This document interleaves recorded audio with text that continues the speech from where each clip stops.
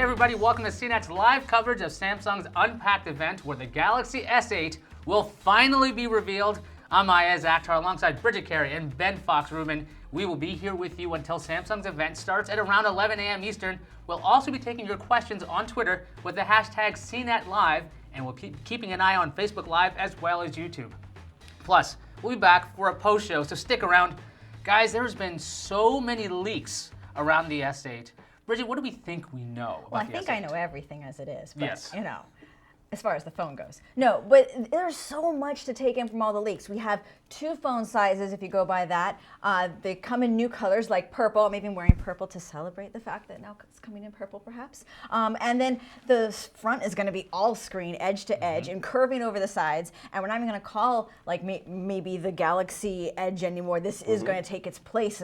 That's another report. And then also there's going to be Bixby and its version of Siri. And Bixby's going to have its own button. And because there's no front button anymore, because all the screen on the front, you have no front button anymore. And there's face recognition to pay for things. Oh my God, that's a lot of stuff. So that's just the phone. The weird thing is, because we always have a preview of all the rumors, we collect them at CNET, we have the preview page for the S8. It's one of the longest pages I've ever seen for any of these things. We've seen Apple rumors before, we've seen LG rumors before, but so much S8 information has been leaked, and then officially from Samsung. We'll get to that in a minute. Let's talk about the design of this phone, at least the reported design of this.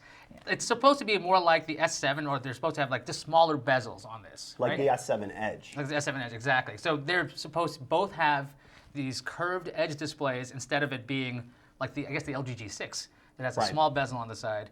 And we're talking about the different colors like you were talking about. We've seen 4 floating online, right? There's gray, black, silver, and this violet color. Violet is so pretty.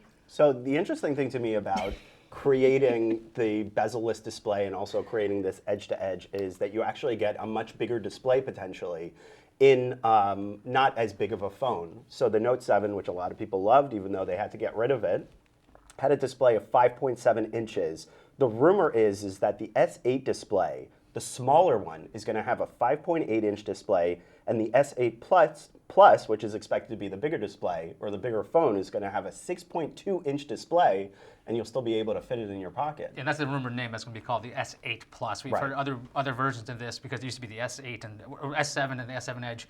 But here's the thing. So we've got these large displays, but they fit in about the same size as the older phones because the bezel's supposed to be shrunk extensively. That's at least what we're expecting. And just to throw out a few more numbers, the S7's display is 5.1 inches, and the S7 Edge's display is 5.5 inches. So hopefully everybody followed all those numbers I just threw out there. I think they'll get it. It's basically, it's the same size phone, the 5.5. This is the 5.5 S7 Edge, and it'll be a much larger screen within it. So it's not going to be that much larger in your pocket, which actually I think gives it a distinct advantage because you get more screen real estate. But the downside is there's a lot of glass on this. Oh yeah, it's going to be breakable. Oh yeah. I mean, any way you drop this thing, I mean, you have the screens on the curves of the sides. I mean, there's even been a report I saw the other day that Samsung may even come out with something to have like a protection plan that if you do break it, because I guess maybe they expect it to be more breakable, that they'll be able to replace it, you know, after one screen crack. I mean, it all depends on what the screen's made of course, and if you put a case on it, but nevertheless, yeah, it's a lot of screen. I've been messing around with that S7 Edge for a while. I don't have a case on it, and it feels like a very robust phone. It's metal and glass. No, I haven't dropped it because I'm very careful with these phones, but at the same time, maybe you want to put it in a case, but at the same time, I feel like I've seen S7 Edges in cases, and they don't look as slick, they don't look as attractive, because it gets rid of the entire point of having that edge-to-edge display. Now, Ben, you've worked with Corning in the past, and they usually provide the glass for these kinds of phones. Do you have any idea what kind of glass we could expect on this? Will it be tougher than the S7? Is it the same generation glass? Any inklings on that? Question. I don't know exactly what generation Gorilla Glass they're going to have. Usually Samsung is a little bit better about explaining like what generation Gorilla Glass they're going to be using. The thing is that usually they take those tougher types of glasses and they use it to make thinner. They use it to make thinner phones. So usually you're just going to get the same level of protection, but it's going to be like an actual thinner device because everybody wants it to be a thinner and smaller phone. So we never get the benefit out of the more powerful screen because they just make it thinner, and then it's just as breakable. Yeah, but at the same time, I think that Samsung has a lot of experience doing these edge displays. This isn't the first time that they've actually done this. And also Corning has been very well known for providing the glass for all sorts of different, they're basically in all the major flagship phones. So I wouldn't walk around saying that this is going to be far more breakable than most other phones that you see out there. It's probably going to be just as breakable as an iPhone 7 Plus or something like that. Go ahead. And no button on the front. Yeah, I was just thinking about that. I mean, just how are they going to make it feel okay to people? I mean, it's going to be a cool factor, and we've heard rumors that Apple. Oh, I said the word Apple on a Samsung event. I did already. Don't worry. Yeah, but there are rumors that this is where that's going with the iPhone too. So Samsung's going to lead the way, and how it feels is going to matter. Yeah, so there's a rumor that there's going to be the fingerprint sensor on the back of the device near the camera, which is pretty far up on the device. So you're going to have to kind of reach up there, which I think is going to lead to people dropping the phone, honestly, because you're trying to reach it and then you're going to drop this thing. Yeah. So there's supposed to be no buttons on the front. It's supposed to have this capacitive display, a huge display. Which is why they put a Bixby button on the side, which they already announced. They already gave away all the good stuff about Bixby. Let's talk about Bixby. What is it? Bixby is supposed to be their artificial intelligence assistant, right? This is supposed to be similar to Siri, similar to Google Assistant, similar to Cortana, all of that stuff. And the thing that it's supposed to do is, it's going to be introduced on the S8. Samsung has already said it's going to be available on other devices, but it's not going to work with a lot of apps. Bridget, you remember what apps it works with? There was just 10 listed so far, and I think what stood out more to me, I'm like, okay, so you can like send a text message and look up a photo, but no email, no calendar for voice, commands. So you can't, and you can do that already with Siri. So right off the gate, it just is not going to be comparable. And I wonder if they announced all this to kind of make you feel like, oh, don't have too many high expectations. We're still working on it, guys. Maybe it softens the disappointment.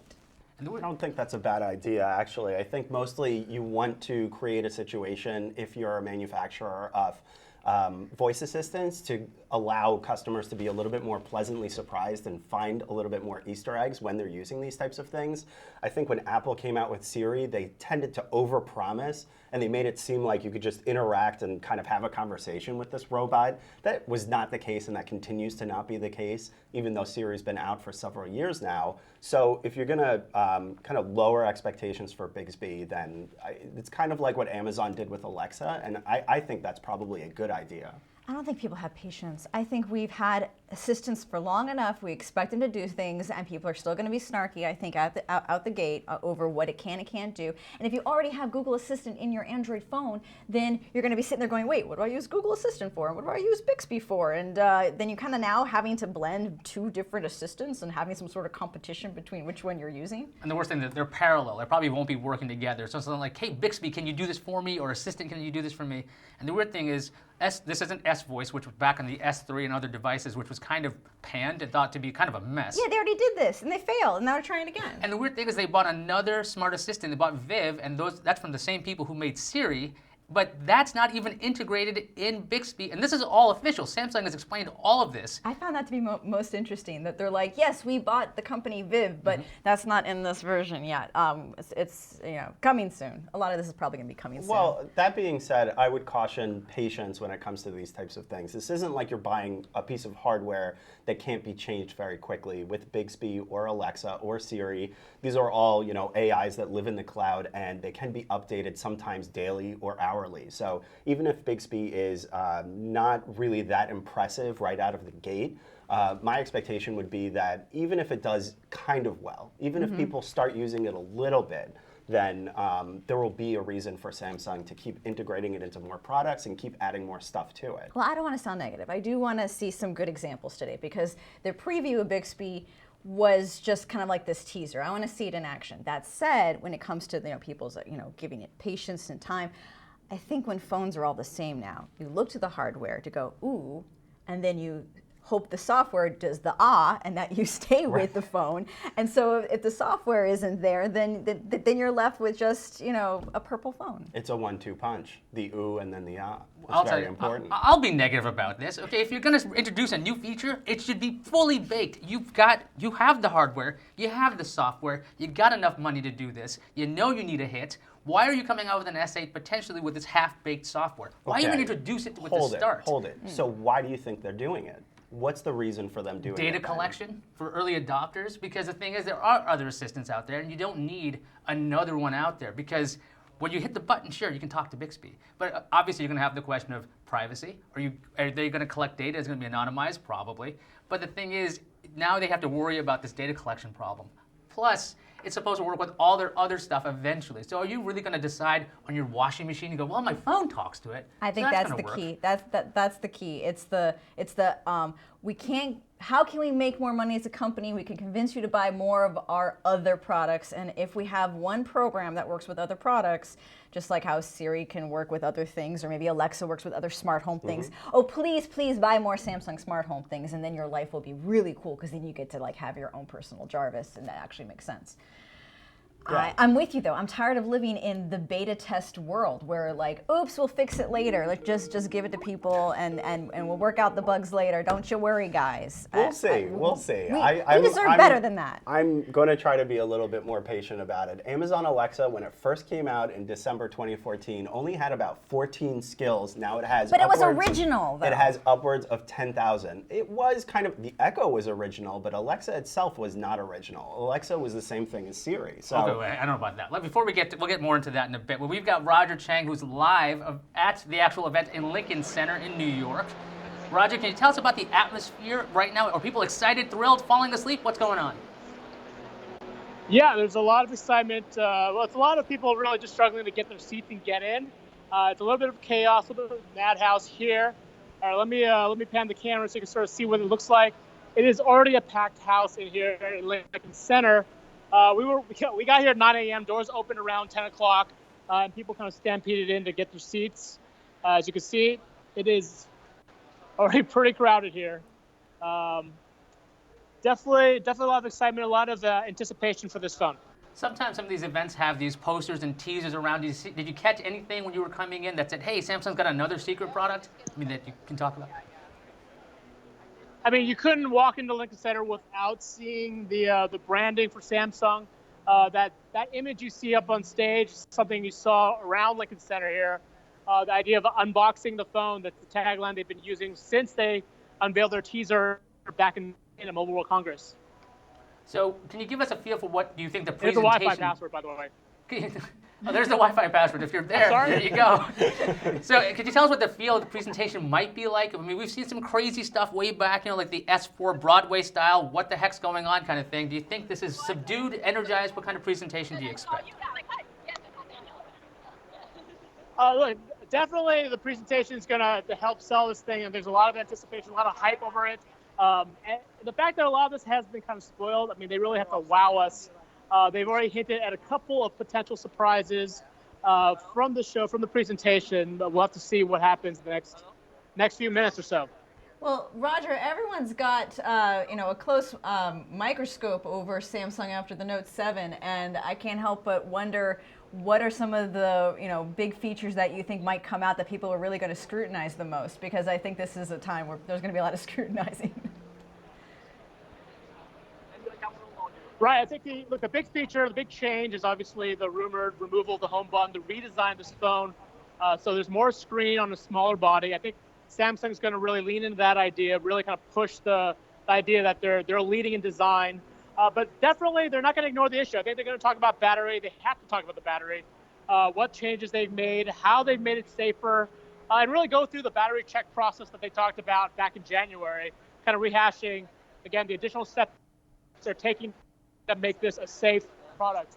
And you see right in front of me is another guy doing yet another show. So there you go. Very meta. Well, thanks. I mean, I'm wondering if you had to place your bets, like, are we going to hear the words Note 7 uttered? He's frozen with anticipation right there, I think. So I think maybe they're closing the doors at this point. If Roger, if you can hear us, we're going to say goodbye to you now. Thanks for joining us right now. And this good shot, luck. Yeah, good luck with that. All right, let's talk.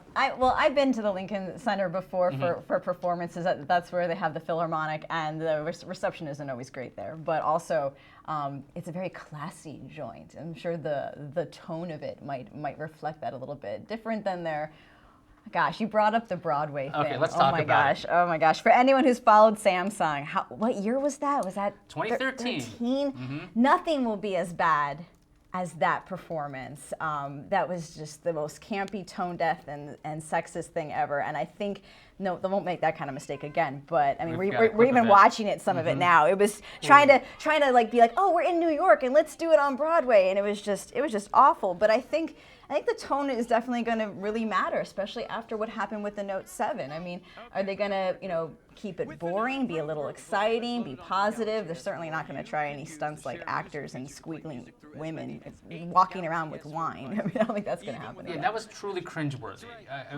back in 2013. So I don't think we're going to get that kind of feel again. But yeah, I don't know if we're going to get an apologetic tone at all. I can imagine them ignoring it entirely because we've seen enough Note 7 pop up, especially lately.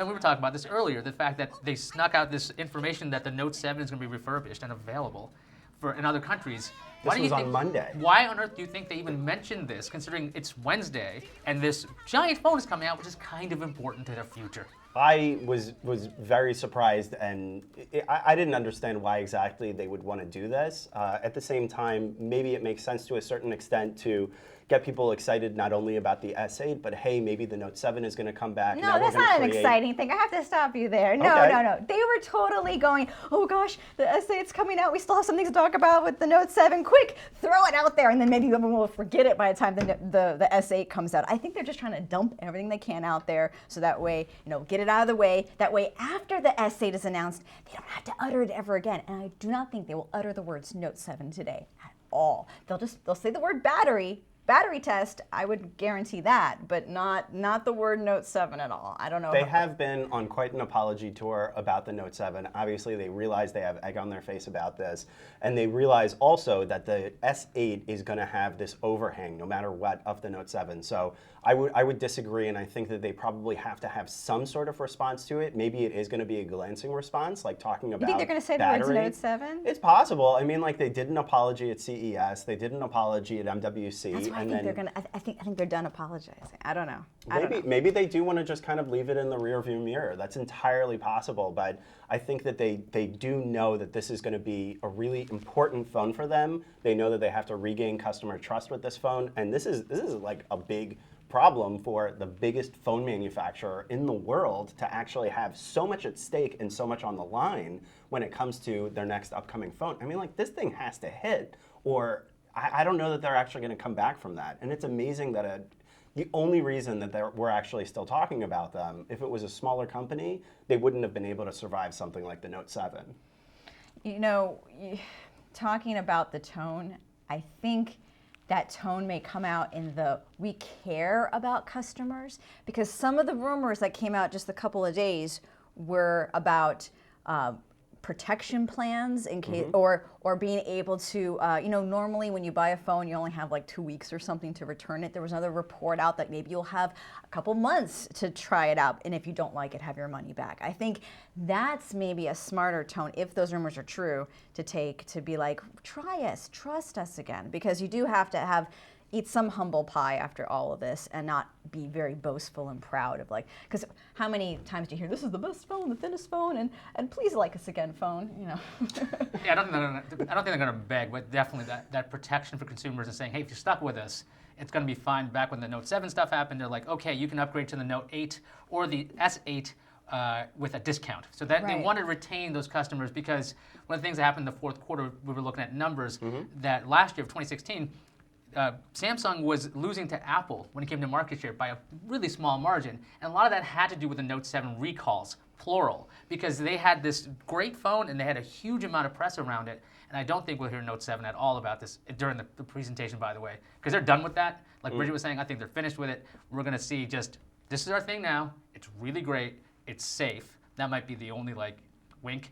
It's safe, and it'll be fine. You'll be stuck with, not stuck, you'll be happy that you're stuck with Samsung if you're stuck with Samsung. That you stuck around with us. I want to throw to a question from Twitter with the hashtag CNET Live, and just to reiterate, if you have questions and you want to jump into our show, use hashtag CNET Live. So this comes from, I love this name, Nerd Homie Ron. I'm going to follow him right now. Yeah. He is saying, all right, for those of us with the S7 Edge, is it really that much of an upgrade to switch to an S8? If so, why? I mean, if you're looking at the rumors, it's going to be a very visual difference, that's for sure. If you have the edge, it's not as much of a difference, obviously, because you already have those edges on the side of your phone. If you just have a regular S7, maybe you are going to notice a significant difference when it comes to the actual design and appearance. But we don't quite yet know, and the way that they try to make these phones look is that they want to make your S7 Edge look as inferior and crappy as possible to get you to buy the S8. Right, and it's also about, for me as a consumer, I care more about how's my life better. Because frankly, Apple lately and some of their upgrades have done change for the sake of change and not change for the sake of making my life better. Hashtag dongle life. So, you know, can the S8 make things easier? I read a report that payments might be more secure with facial recognition. So I need to start scanning my face now? No. If you want to. I think you still use the fingerprint sensor. I don't think they're going to change one after the other. Well, they're going to come, according to the report, I don't know, well, we'll have to find out today if it's going to happen, but it would be a combo of like fingerprints and iris and face. And, right. And that seems kind of like nonsense to me because the fingerprint's already very secure. That said, where else, you know, now everyone cares about security. That's a big consumer issue. And privacy, and being able to charge my phone faster, you know, so like those kinds of real things that make a difference in your life. Bixby, their demo today, if they can show that my life is easier when I have a kid in one hand and groceries in the other, and somehow I can get something done without typing, okay, I'll listen to that. Back to the actual question, somebody did, there was a new report that came out yesterday, I think from Vodafone, potentially leaking that the next Samsung phone might have a 3D camera on it. So if that's something this guy's really excited about, taking 3D photos or 3D video, I don't know exactly what, that's the rumor. Another rumor that leaked again yesterday when it came to this thing. So it's supposed to also have a faster processor. Are you going to notice it? I don't know. It depends how the software is. If it's fast enough, if it's optimized, it might feel snappier. It might have a better camera. It might have two cameras. It depends on what you want to use. So we still have to see what happens in the next couple minutes when Samsung finally, after how many months of this have they been telling us about the S8? Well, I say they were. I'm sure somebody's been leaking this. But that's my opinion. Could be Samsung. It probably was Samsung to a certain extent. At the very least, they want to make sure people's expectations are set properly when it comes to the S8, because this has to go really smoothly, particularly because of the Note 7. Oh, so everyone's going to be looking at them closely. Yeah, I wouldn't dispute that a lot of these leaks are probably coming from Samsung. They just want to set expectations. They want to let everybody know, hey, we're okay. This is all going to be cool, guys. Your phone is not going to explode or light on fire, and you know that's the baseline that we're working from at the moment. Got a question from Miguel Martinez on YouTube. He says S8 or LG G6. Now the LG G6 was introduced in Mobile World Congress. It's got really, really thin bezels. It's got pretty much like, it should have about the same specs when it comes to phones. Which one do you think, guys? LG G6 or S8? Even though let's assume that the S8, all the rumors are true because we don't know yet. LG G6 or S8? That's a tough call.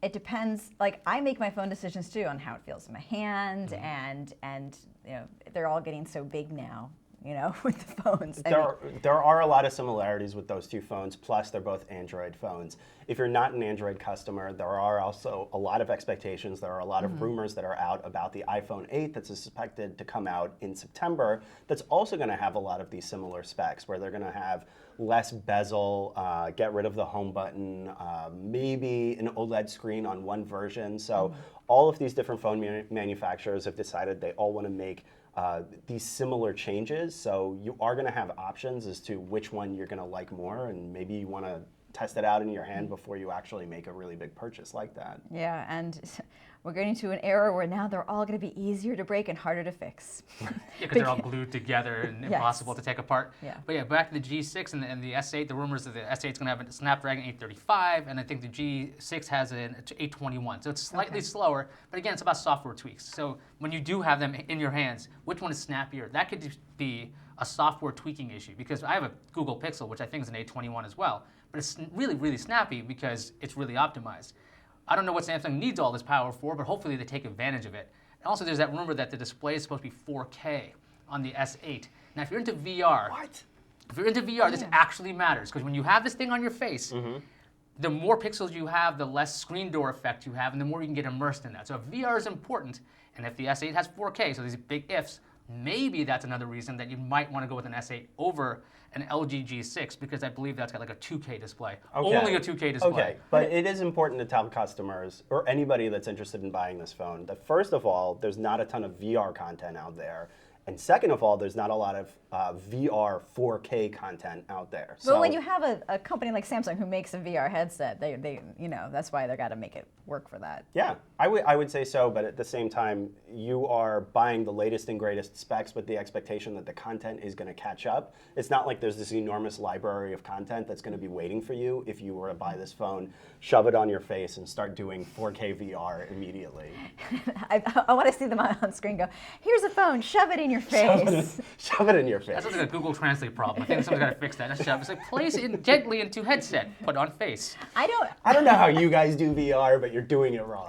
I can't wait for the new ads for that. Shove it on your face. It's like the Neo Geo style. That's really a throwback when it comes to. I don't have the specs in front of me, but what are the camera differences? Because people are shopping now in terms of like, what can the camera do? Okay. But I think I've heard dual cameras on this. Let me see Probably if I can going to find be a dual camera, and Samsung tends to really emphasize their cameras in general. I think LG also did a big song and dance about their camera for the G6. The folks that to a certain extent need to catch up, I think, are Apple, but with the iPhone 7, they do have the dual camera on the 7 Plus, which does actually provide an improvement. I just want better things to put Snapchat filters on, right? So and one of the rumors says it can capture the S8, may be able to capture video. I'm stuttering because it's ridiculous. 1,000 frames per second. Why? Because you Are want a you really shooting- slow Snapchat. Oh, Are you shooting a slow movie with motion. these things? Yeah, you got some crazy slow-mo they're saying, and People want to have fun effects to share. Okay, this is a comment from Facebook, by the way, from Tom Clark. So, what will this one do? Explode or just open a portal to hell? Thoughts?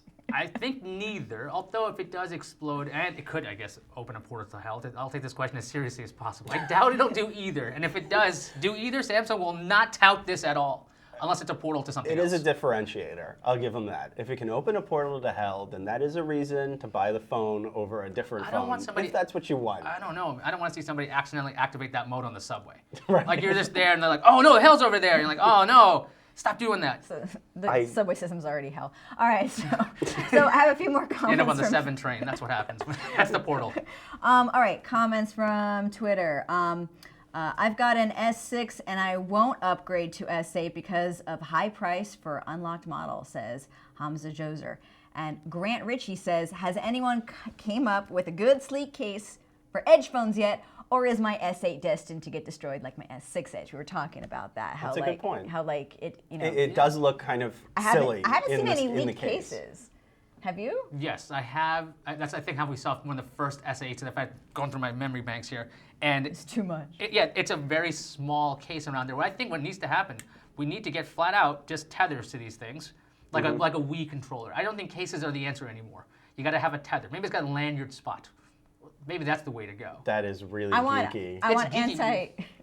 anti-drop tech, like Like you a know, parachute. Yeah, there you go. Or like an airbag. I'll take airbags. an airbag or something like that. Could you imagine folding that thing back up in there? I mean, that's going to be It would be impossible. horrible. Yeah. That's the new case. That'll happen. That'll be one of those proprietary cases. Use once, throw out. You got That a pack being of said, 12. despite the fact that the cases really do need a little bit of work, obviously Samsung sees an enormous benefit in providing these edge displays because now they're bringing it into just the S8, which is the baseline model. They're not even giving you a choice as far as whether you're going to get the edge or not the edge. And frankly, reading on the edge display is it's more immersive even if you're just reading the New York Times. So to a certain extent, it does make sense to me to give people more display. Somebody asked me on YouTube, Richie says, would you get the S8 if the rumors are true? I currently have a Google Pixel. I'm waiting. I'm waiting for Pixel 2 before I do any of this.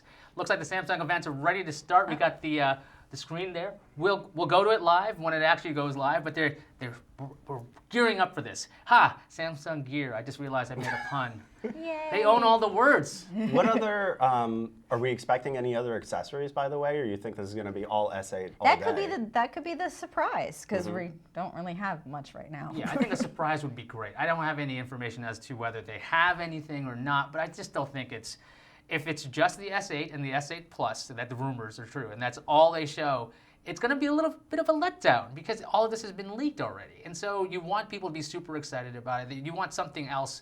I mean, I don't know what we're going to really get there. Sometimes like those little surprises are always really fun as far as like, what was it, with the iPhone 7 event, just Super Mario Run, which is just an app, you know, but like nobody expected that. It wasn't a rumor and everybody was like, oh, isn't this great? I mean, granted, everybody got tired of that game within a couple of minutes, but I agree that it would be nice to even have a small surprise from this event. So we'll see if that happens. Yeah, and software to make it more than just, you know, the new hardware. Like they have to do the what did we say before? The ooh and the ah together. The ooh and the ah. Oh, the speaking of ooh punch. and ah, I think it's going to They've start. got the Are we lights getting up. there? It was very blue before when Roger was there. Now it's very black. It's very dark. Looks like it's about to start. We good with this? Yeah, so the event's about to start. We'll keep you here at CNET.com. We'll be back with our post show right after Samsung wraps up. Let's see what they got.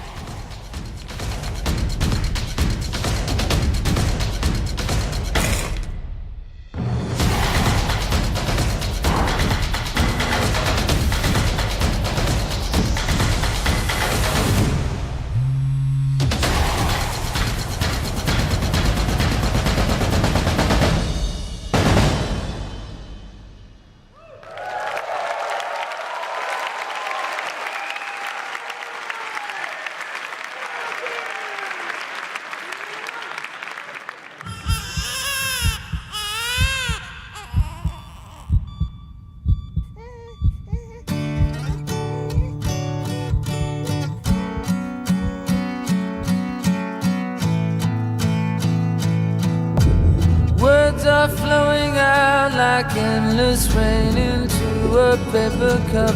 They slither while they pass, they slip away across the universe.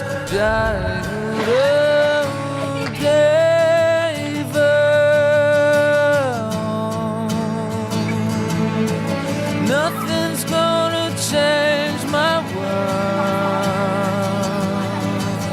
Nothing's gonna change my world. Images of broken light which dance before me like a million eyes and call me on and on across the universe. Limitless, undying love which shines around me like a million suns and calls me on and on across the universe.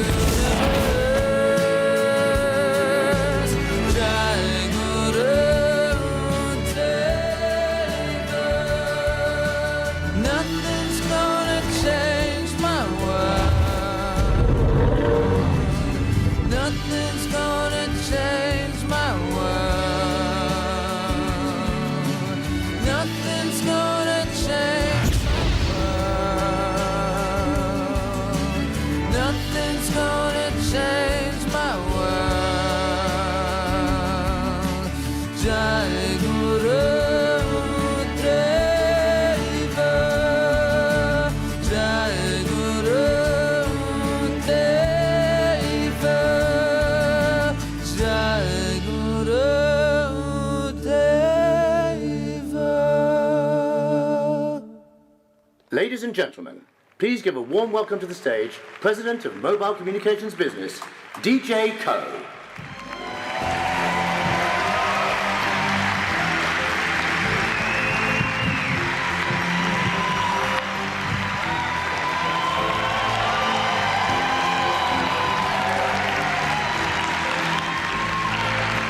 Hello, everyone.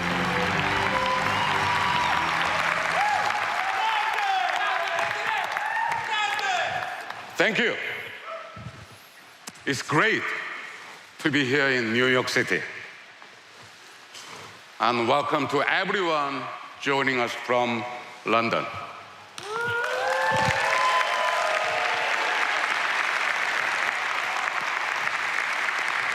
Wish I could have a pint of London Pride after this. I'm so happy that you are with us today. As you all know, it has been a challenging year for Samsung. A year filled with valuable lessons, hard decisions, and important new beginnings. And today, we are here to celebrate a new milestone. Not just the launch of a great device, but the beginning of a new way to experience the world. A world where boxes no longer define us, and barriers that once stood in the way have been removed. From the first mobile phone back in the old days, which I'm too young to remember, frankly speaking, to car phones, flip phones, and smartphones, this industry has consistently pushed the boundaries of what is possible. Capabilities that people only dreamed about are features we now take for granted.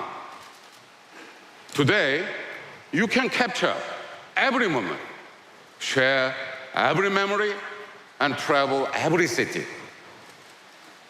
From a device small enough to fit in your hand, but big enough to contain everything you need for your life at work and at home. And what seems exceptional today will become essential tomorrow.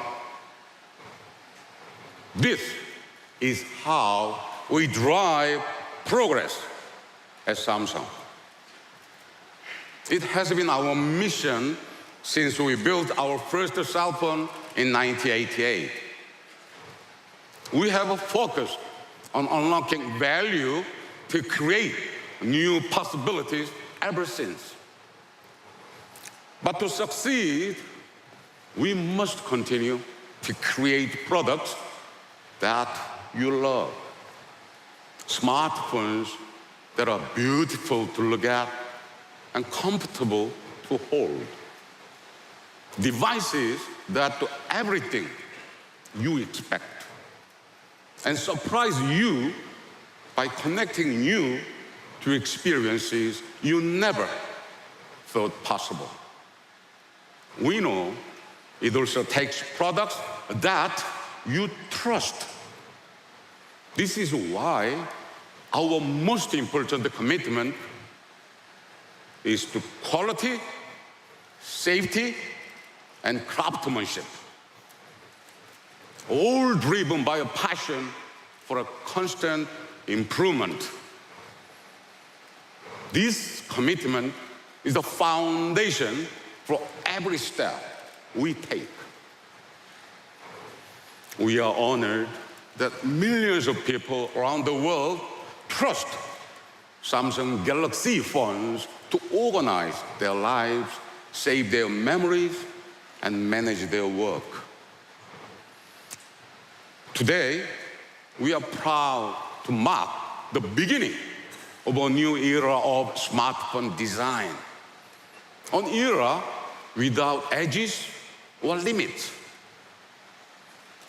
An era with your phone at the center, connecting to powerful capabilities, services, and devices. Today, when most people think mobile, they think cell phones.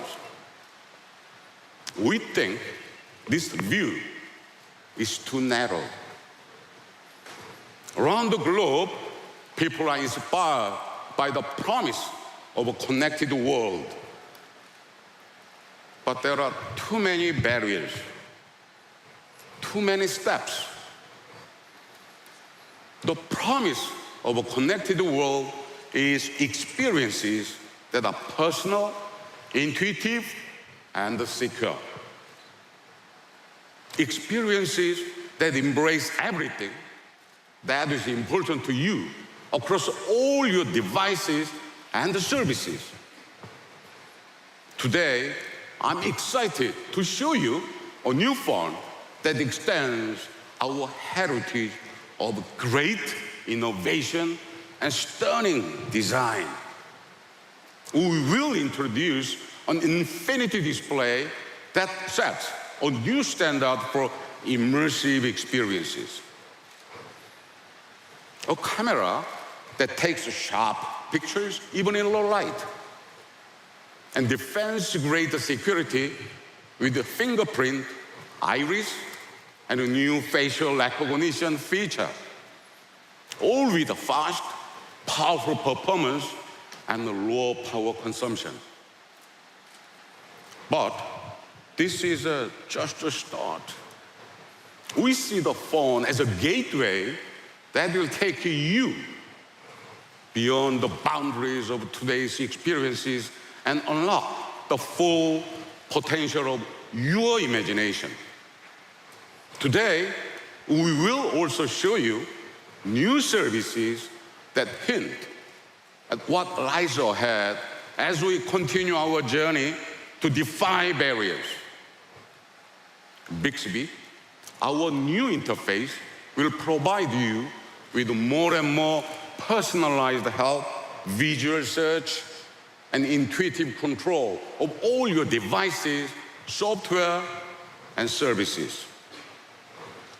We will show you how your device can be more than a phone, connecting you to a world of VR experiences through the new Kiosk 360. New services and solutions then make your phone the gateway to smart devices in your home and powerful tools at work. Many of these have been enhanced thanks to our special relationship with Google. We have worked with Google on strategic projects for many years to provide an integrated experience for consumers. From industry-leading security to the software stack, and from services and solutions to content for a new optimized screen ratio, Google has been by our side the entire time. You see, every device we deliver, every service we offer, every experience we create comes from our commitment to provide meaningful progress through innovation that unlocks new value and creates new possibilities. But the journey is not ours alone. It's your journey too. We never could have gotten here without you. Feedback, loyalty, and support from thousands of partners and millions of customers drives our progress. The Galaxy S8 and S8 Plus are inspired by your dreams of a world where you are always connected to the people you care about and the experiences you love. We started from a deep understanding of how you use a phone today and a clear sense of what you wish your phone could do. Today, it is my great pleasure to unveil a phone that will take you beyond the limits of what you have known before and bring you closer to the things you love. It is a new era of smartphone design, the beginning of a fantastic new services, and the gateway to a galaxy of possibilities. Ladies and gentlemen, welcome to your phone Unboxed.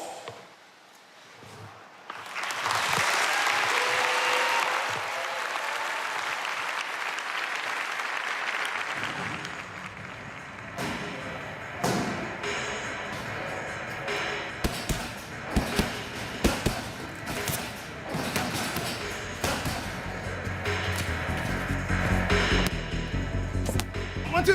Oh, cool, come on. That's it. Oh.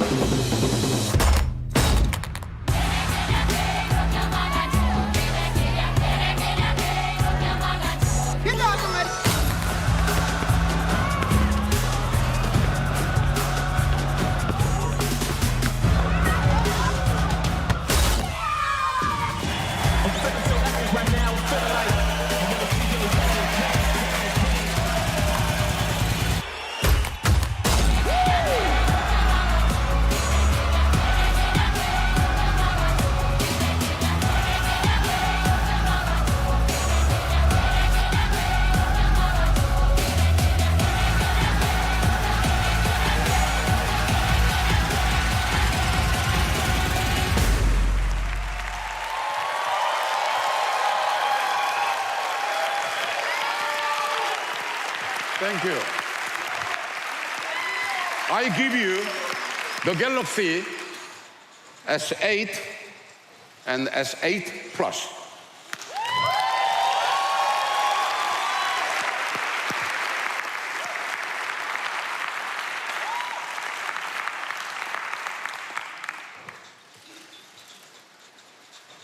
More photos?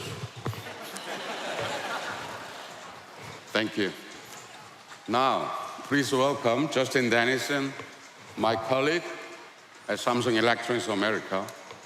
He will share more details about how the Galaxy S8 and S8 Plus will extend your mobile experience. Thank you.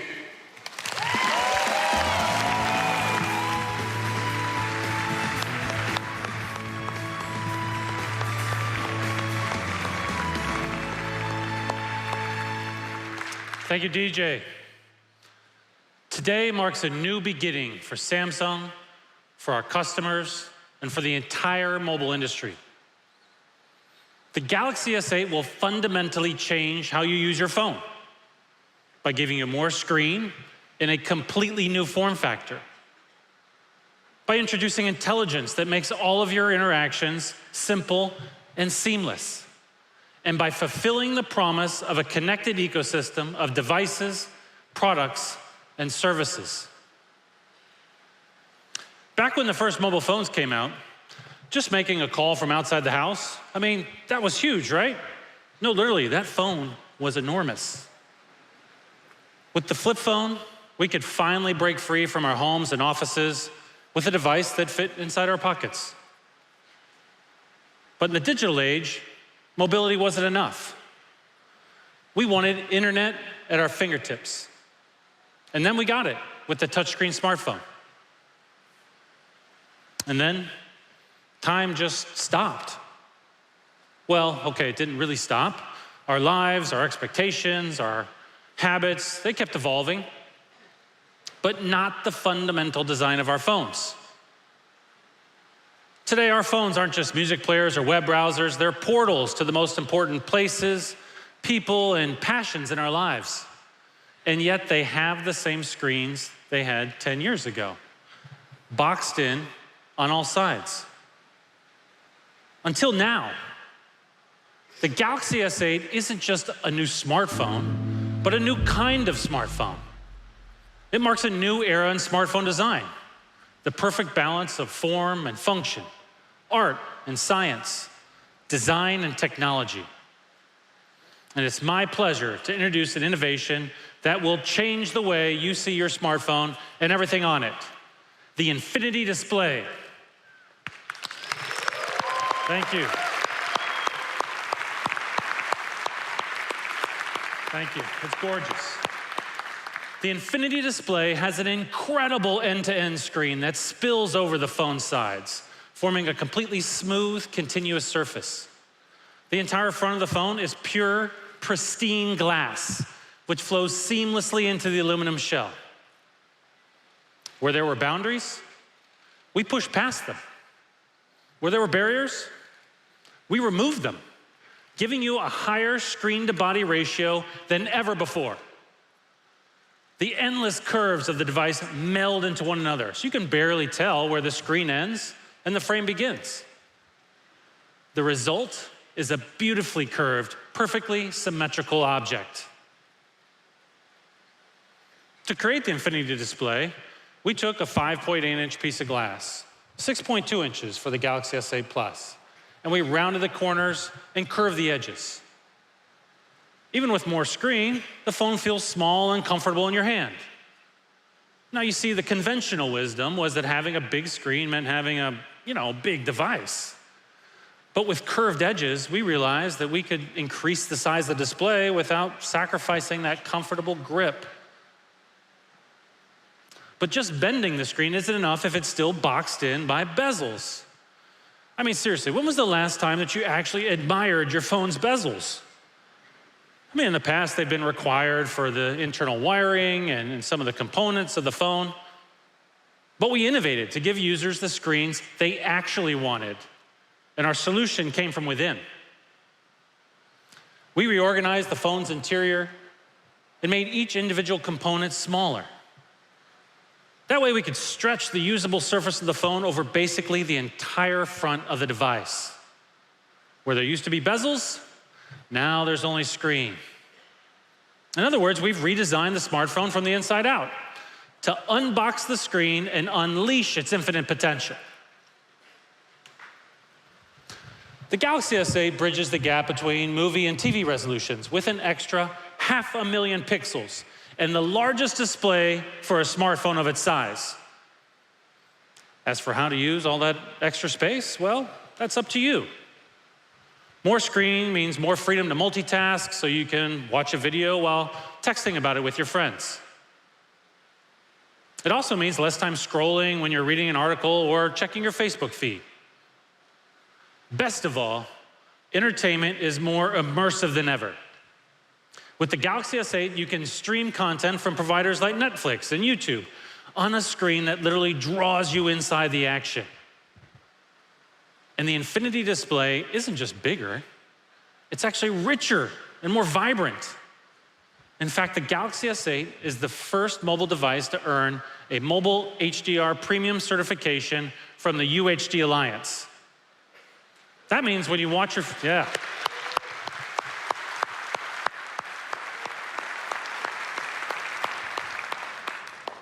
That means when you watch your favorite show, you'll see exactly the same vivid colors and contrasts that the directors imagined. We've teamed up with Amazon Prime Video and others to bring you HDR content to mobile, so you can stream movies and shows like Amazon's award-winning original series in its original, crisp, realistic colors right from your phone. And with the Galaxy S8, there's also a new Clearview standing cover, so you can keep your phone propped up while you watch. Now, some of you might be wondering, what happened to the home button? Well, it's still there, but to give you more screen, we moved the home button beneath the infinity display. And with a combination of hardware and software,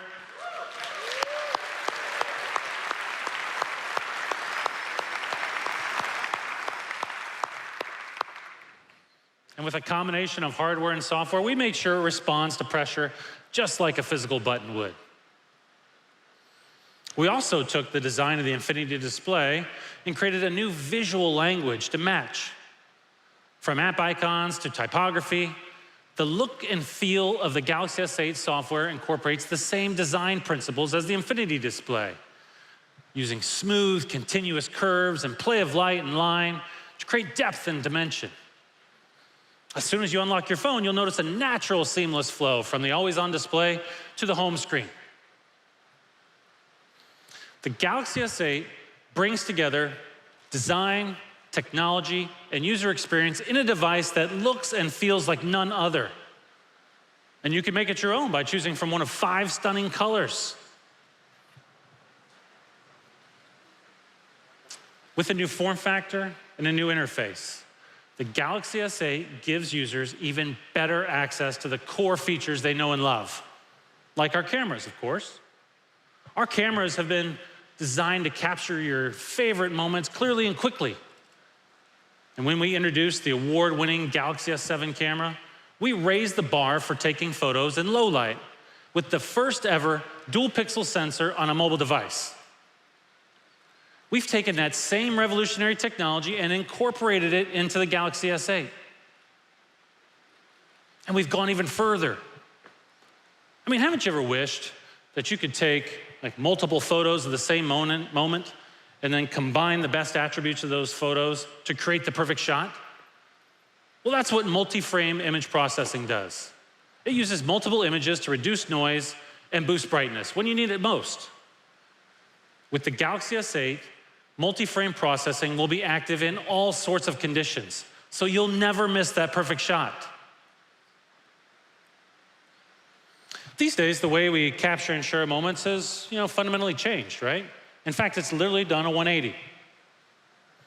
We take millions of selfies every day, let's just admit it. Many of us will take more than 25,000 in our lifetimes. I know this personally because my 12-year-old daughter is clearly on pace for twice that. That's why we made our front-facing camera even better. It now has an 8-megapixel sensor, an autofocus that detects your face, so you can get fast, clear, focused shots from the front. Now, whether we're watching, creating, or sharing content, we want to be able to do that anywhere, right?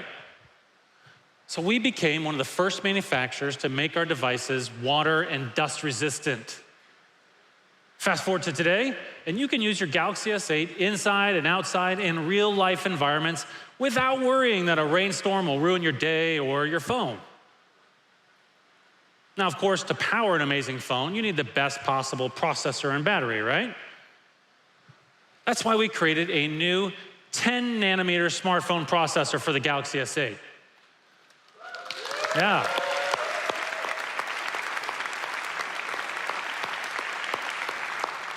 It's incredibly powerful. Now, why does 10 nanometers matter? Well, just to give you some perspective, that means that 10,000 of our transistors can fit on the width of a human hair. And as transistors get smaller, we can pack more processing power into the same space.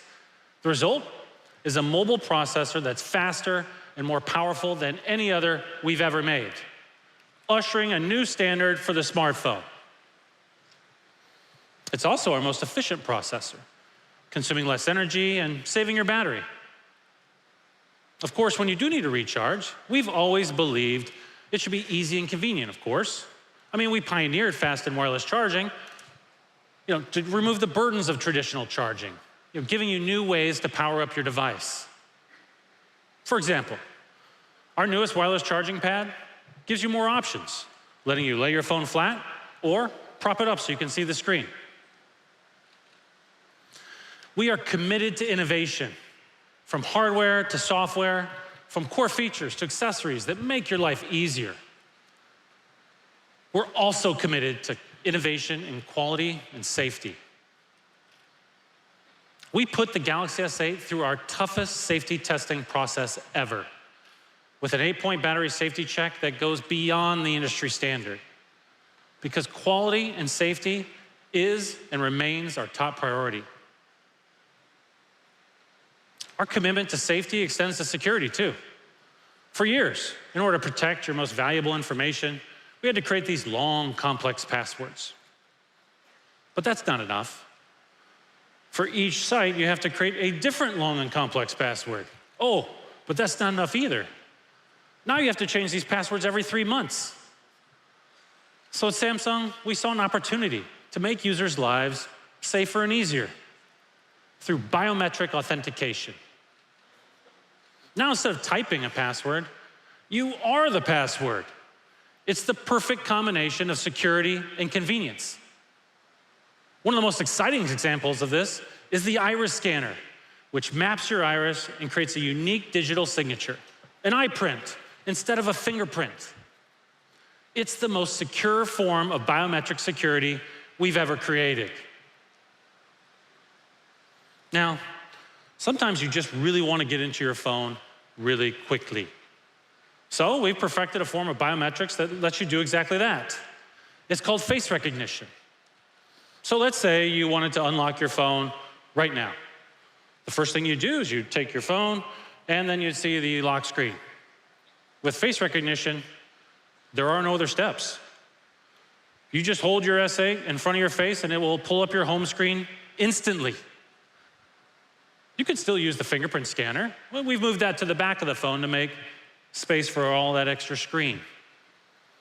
And because convenience also means choice, you can choose to use a pattern, a password, or a PIN to protect your phone as well. The Galaxy S8 gives you security options that work best for you. Emphasis on options.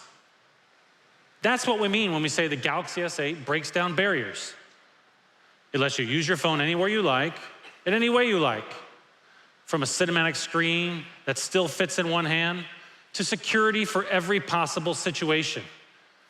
The Galaxy S8 upends our basic assumptions about what a smartphone is and what it can do. We've always believed your phone should be more than a standalone device. That's why our smartphones have always been the center of a connected ecosystem, a network of devices and services that work together seamlessly. Our mobile devices unlock the potential of the smartphone, giving users a more connected, more convenient smartphone experience. An example of this is Samsung Pay, which turns your phone into a digital wallet that you can use virtually anywhere you'd use a credit or debit card.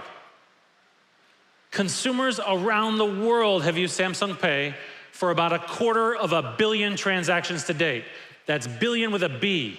And that number is just going to keep growing. We've also partnered with more than 870 banks globally. In addition to the in-store coverage, we're expanding into online payments through strategic partnerships with companies like Visa Checkout. And remember when we talked about those annoying passwords? Well, let me tell you about an application that I use literally every day. We're expanding coverage for Samsung Pass, which makes logging into apps and websites easier than ever with iris and fingerprint scanning. And we're working with leading partners such as Bank of America, US Bank, MasterCard, and Visa, and others to integrate Samsung Pass into more financial services in the US, Europe, and Asia. So, whether you need secure access to your financial information or a quick way to log into your favorite sites, Samsung Pass helps you balance security and convenience. And soon, you'll be able to use Samsung Pass in more services beyond finance. With Samsung Pass, you can take charge of your virtual life. But the S8 also lets you take charge of your actual life or your well-being with Samsung Health. You can already use your Galaxy device and Samsung Health to track your fitness goals like calories burned or steps taken. And with the Galaxy S8, we're putting even more control in the hands of our users. We've partnered with leading online providers like American Well in the US to bring you our new Ask an Expert feature. With it, you can connect with a doctor online within minutes at a time that works for you. Ask an Expert is available in Korea and China and will be available in the US at launch with service varying by location. And we'll continue expanding to more users in the coming months. A decade ago, the idea that your phone could help you check out at a cash register or connect you with a doctor, that would have sounded pretty far-fetched, right? Incredible advances in technology have helped our phones evolve into devices they are today. And yet, as smartphones acquire more and more functionality, we have to really make sure that they do simplify our lives. That's one of the fundamental paradoxes of innovation. How do you add capability without taking away usability? To answer that question, we're introducing an entirely new way to interact with your phone. And now, to tell you more about it, please welcome to the stage Sriram Dodla. Sriram.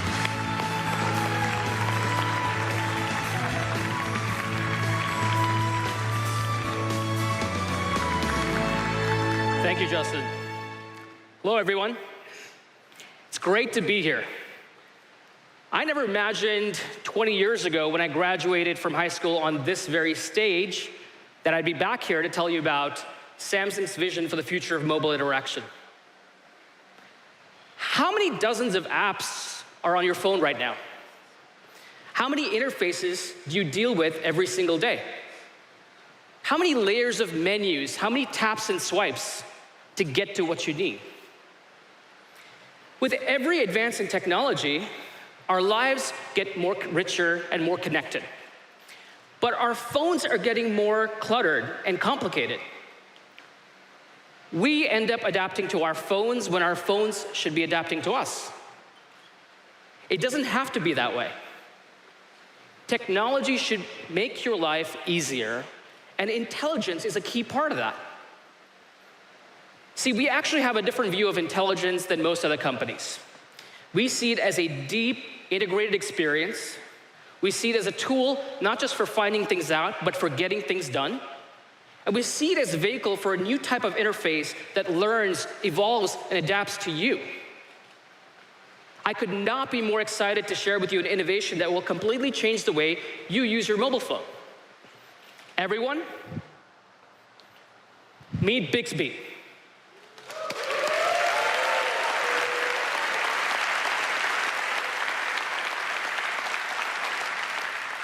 It's a new intelligent interface that reimagines the mobile user experience. When we use touch on our phones today, even the simplest tasks can take a lot of steps.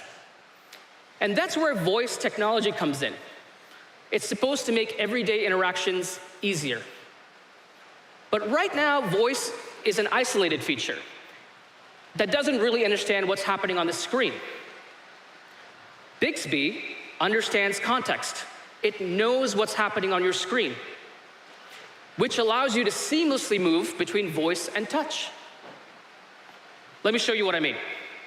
Let's say my friend Cindy is meeting me for lunch and I have to tell her my location. All I have to do is open up Maps, press the convenient Bixby button on the side of the phone and say, capture this and send to Cindy. Bixby understands when I say capture this.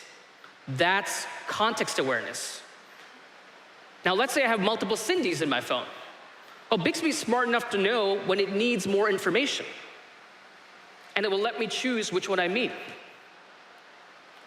Then I can finish up with touch by selecting the right person, typing in the message, and sending it off.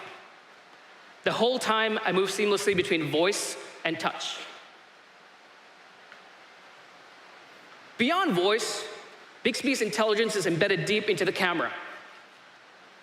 So much of the information we see every day is visual. We see images, signs, products we're curious about, but we have to translate that into something our phones can understand. With Bixby, we've built intelligence into the camera, so it understands what we're seeing. And thanks to our partners, you can search for images, learn about landmarks, shop online, and even translate languages.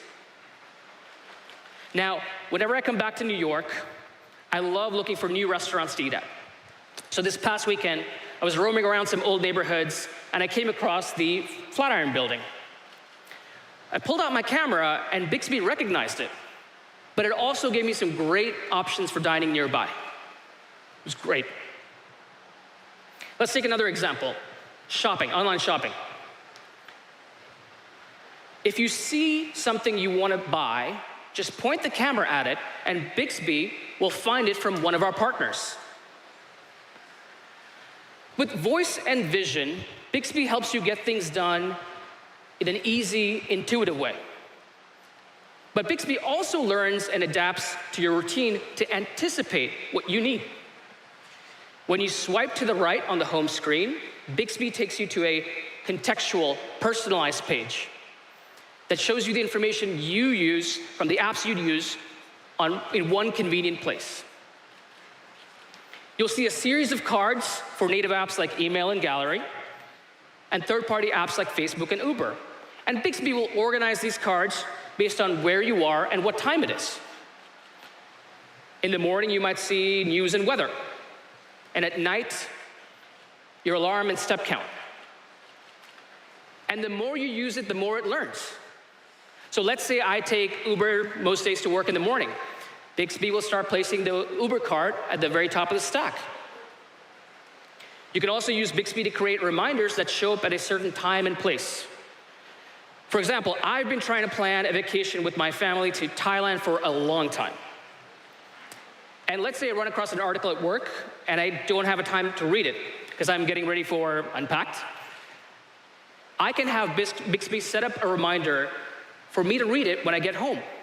And the moment I walk through the door, the reminder pops up. Bixby will support native apps and third-party apps like Google Play Music.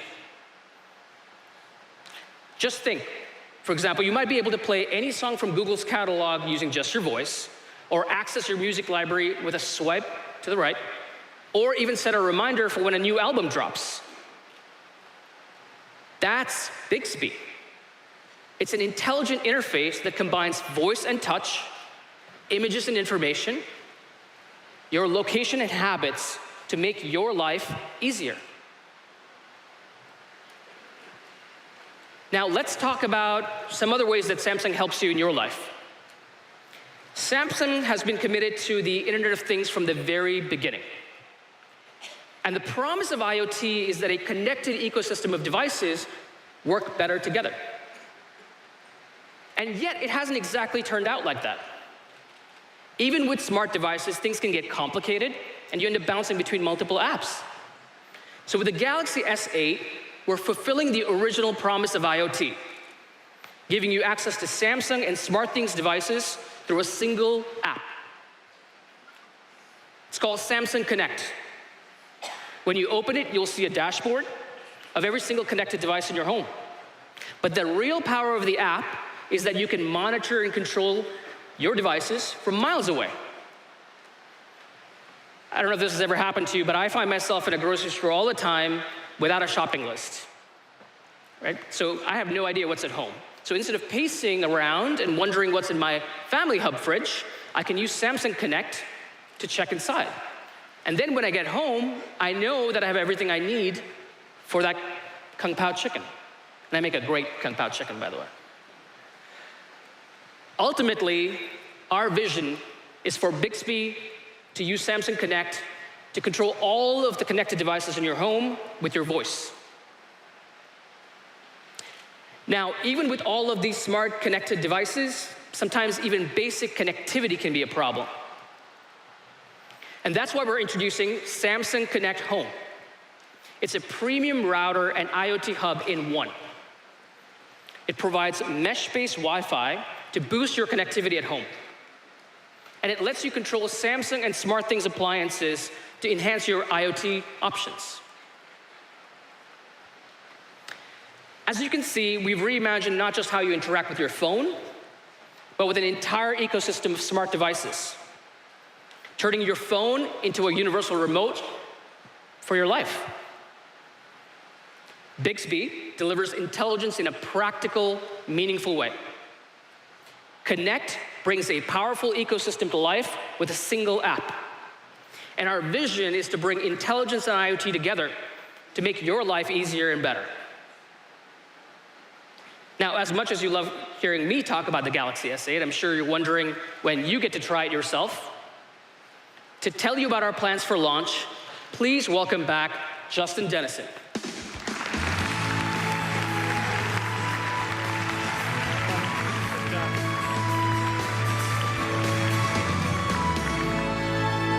Thank you, Sriram. With Bixby and Samsung Connect, you don't have to choose between advanced features and a usable device. The Galaxy S8 gives you both, so you can do more than ever with fewer obstacles in your way. That's the power of this device. Not what it does, but what it lets you do. You can see more of your screen, create and share incredible content, use your phone as a wallet and an ID, and interact with it the way you want. We are thrilled to announce the Galaxy S8 will be available starting April 21st. Yes.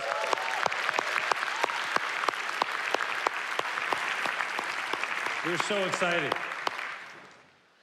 We've been proud to collaborate with industry-leading partners to improve every aspect of the Galaxy experience. A month ago, we announced our partnership with Harman. And today, we're excited to show you one of the first examples of that collaboration. Every Galaxy S8 will come with a pair of top-of-the-line earbuds from AKG, also to be sold separately for $99.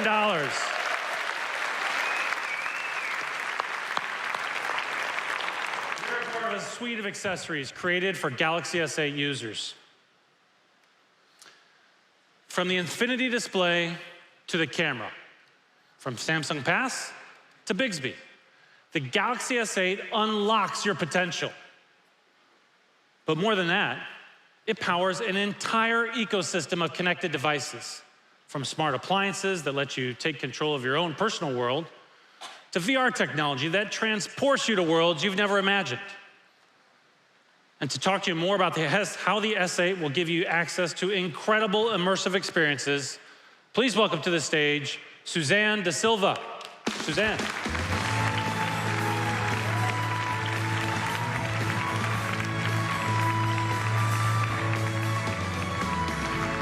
Thank you, Justin. It's great to be at Unpacked. Not only do we get to show you some really cool products, we get to show you some really cool products that help you do, play, see, and share more than ever. The Samsung Galaxy begins with your phone, but it doesn't end there.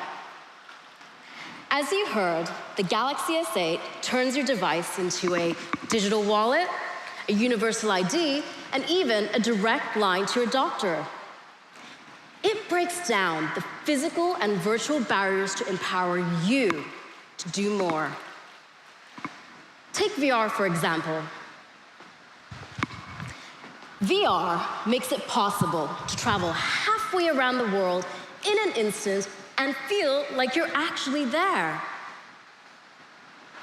But what if you're also able to interact with menus, with content, and you can do it with 360 degrees of freedom?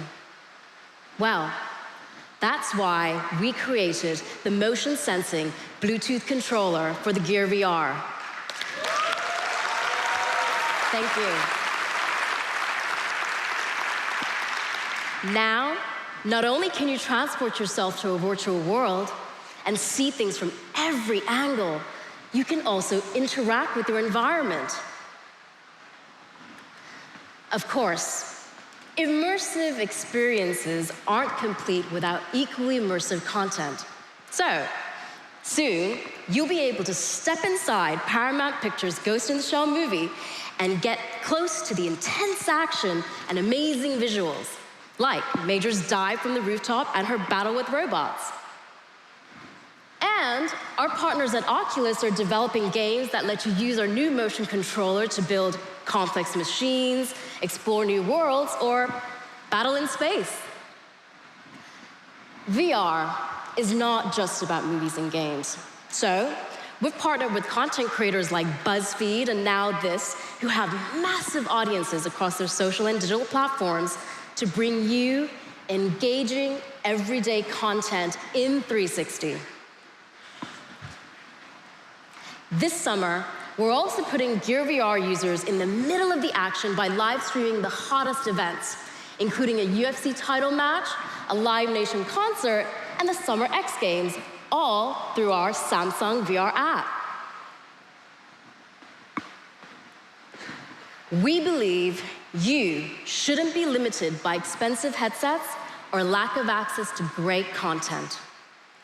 And we believe that everyone should have the opportunity to experience VR.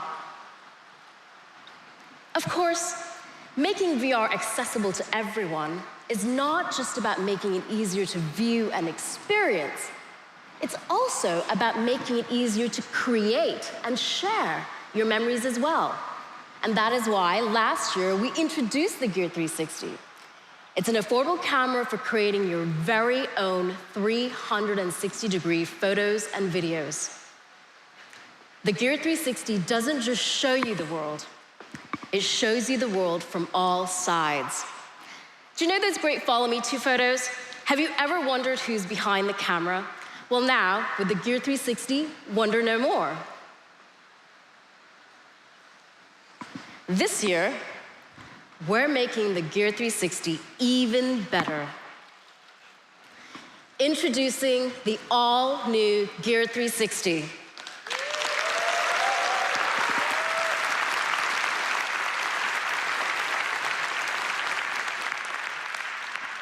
It's more portable, with an enhanced grip that fits comfortably in your hand.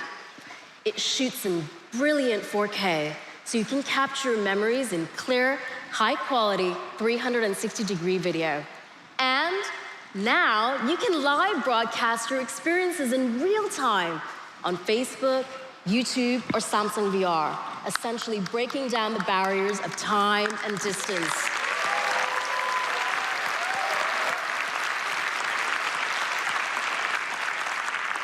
All right, let's see what's possible with 360 live streaming. We've been working with our partners at great destinations to put some amazing content together.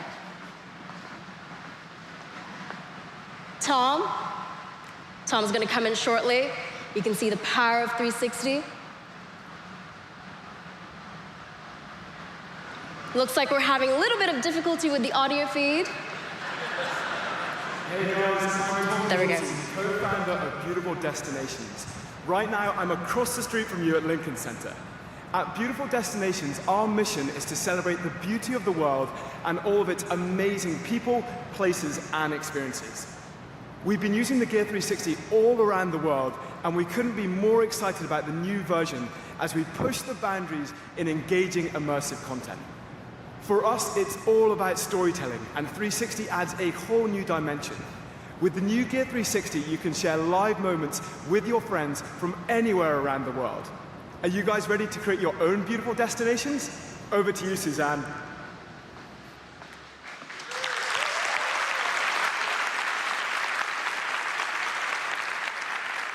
If you thought that was exciting, you're gonna love this. We've got a special surprise for everyone here in the audience today. Instead of just showing you the new Gear 360, we want you to be the very first people to try it out for yourselves. What do you think about that?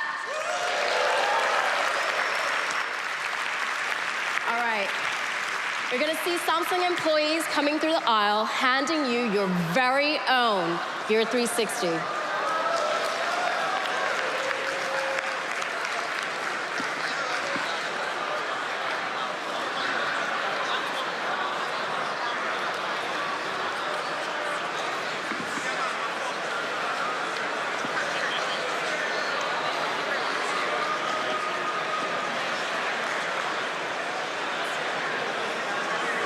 All right, once everyone has one, we're gonna travel the world together right from our seats.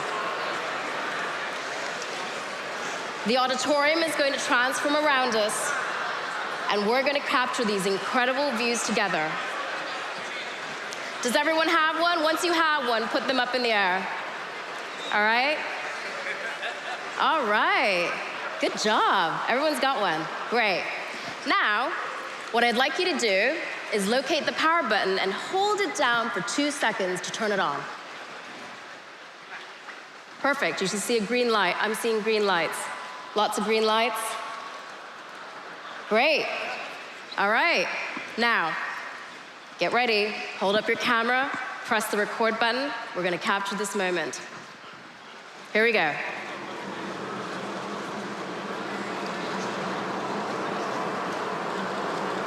So, whether you're on vacation, you see some epic scenery, you want to capture the essence of that moment, all 360 degrees of it. There is no better way to do that than with the Gear 360.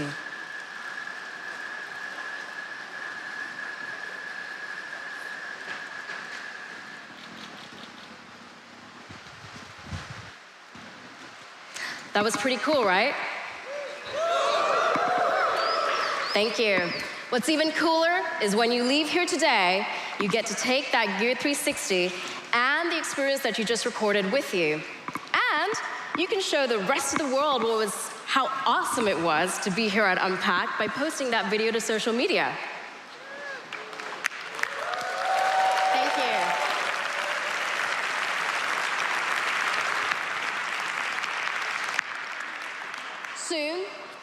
360 will launch globally, and everyone will be able to capture their very own stories. At Samsung, we believe that 360 is the future of storytelling, and everyday creators like you are the ones that tell the best stories. So, whether you're a visionary director, a viral YouTuber, or a Sunday hiker, we want you to be able to create and share in this new medium. Our philosophy is simple. You create 360, and we make the tools to help you do it. And speaking of incredible new tools that put the control in your hands, I want to introduce you to a new Samsung experience that bridges the gap between the desktop and mobile. Over the past few years, we've seen a transition from traditional computers to mobile devices. And yet, some things are just faster and easier when you've got a monitor, mouse, and keyboard, like when you need to edit a presentation. That's why we created Samsung DeX. It's a new productivity tool that lets you power a desktop experience right from your phone. Let me show you how it works with the help of my colleague, John Wong.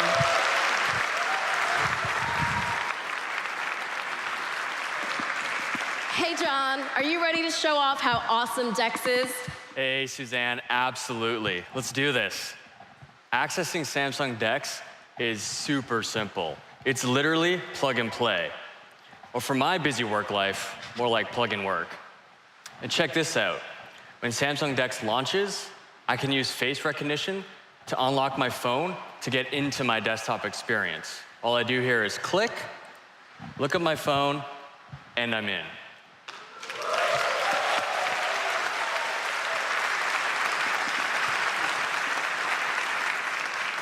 You can see John's home screen right there on the monitor. He's got multiple windows open side by side, and all his essential smartphone apps like Messages, Calendar, and Email. We're also working with Microsoft and other partners to optimize many more apps for Samsung DeX. John, why don't we finish up that presentation we were working on and show everyone how simple yet powerful this tool is? You got it. So I'm just gonna pull up the presentation here. And let's edit a couple slides. So this slide looks a little busy. So let's move some content over to the other slide. I can do that by seamlessly selecting the content with my mouse. I can use a convenient keyboard shortcut like Control-X to cut it. Go to the other slide, Control-V to paste it. I can also use a keyboard and mouse to move it to the exact position that I want on the slide.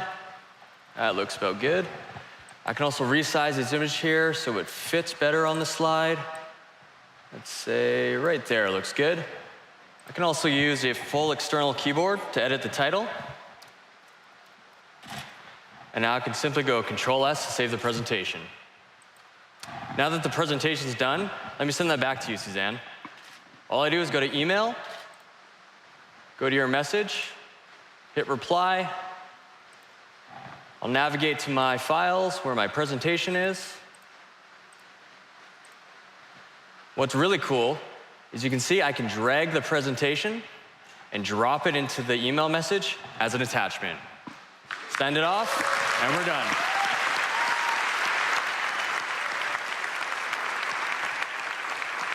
Wow. Amazing. Thanks, John. Keep in mind, everything you just saw was done using the Galaxy S8, thanks to its new powerful and efficient 10-nanometer processor. We've also customized the interface to run Android OS in a desktop experience. And because of Samsung Knox, our defense-grade security solution that's built right into the Galaxy S8, your sensitive data is protected when you use Samsung DeX. At its best, technological innovation gives us the tools to visit and create new worlds, to break down barriers and do what we never thought possible. That's why we built this ecosystem of connected devices and why we made it intuitive and accessible with the Galaxy S8. We are so proud of this device and incredibly excited for you to see and experience it for yourselves. But first, I'd like to welcome back to the stage DJ Ko.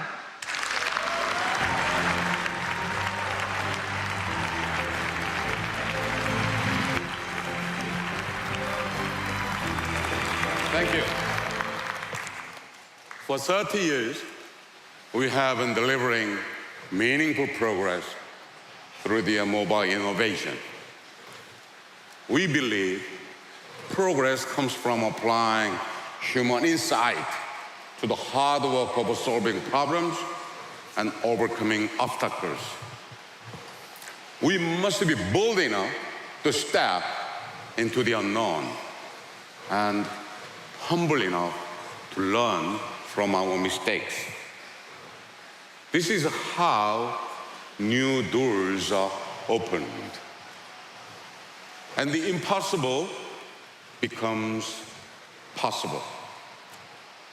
Today, the Galaxy S8 and S8 Plus offer a gateway to a new mobile life where the power of innovation, imagination, and inspiration will carry us beyond the old barriers and into a world of unlimited possibilities. Please enjoy the video, which for us shows the progress we have made together. Thank you, everybody.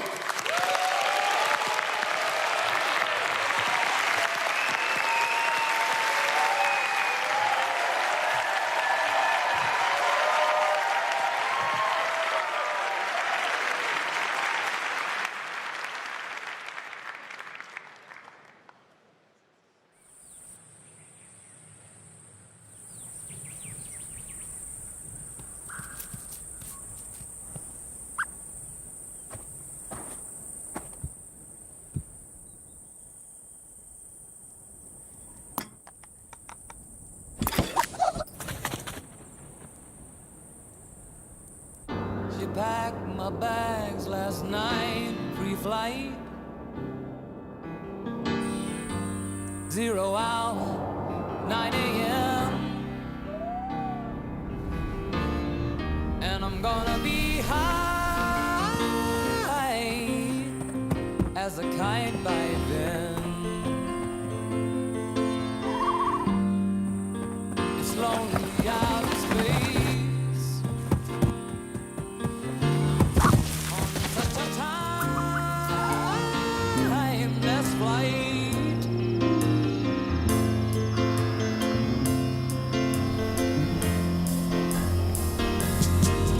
And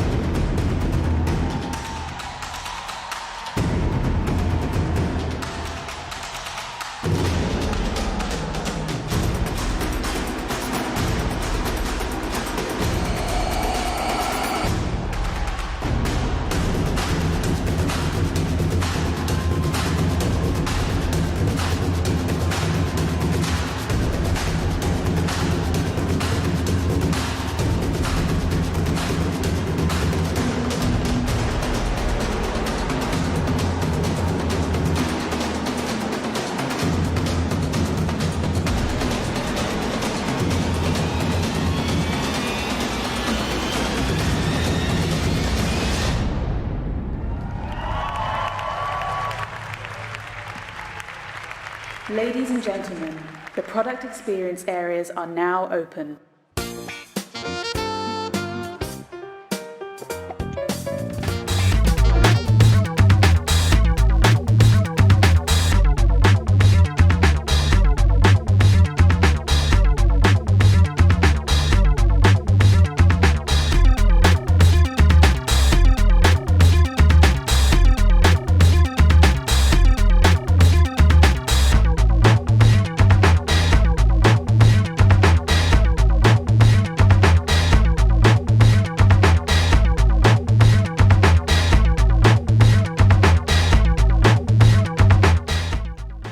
Phone. Phone. Phone. Phone. Phone. Phone. Join the cult of Phone. Samsung. What was that at the end there? That was rather alarming. Samsung's Unpacked event is over. If you've got questions, because we know you have to have some, let us know using the hashtag CNET Live. We're also checking Facebook and YouTube.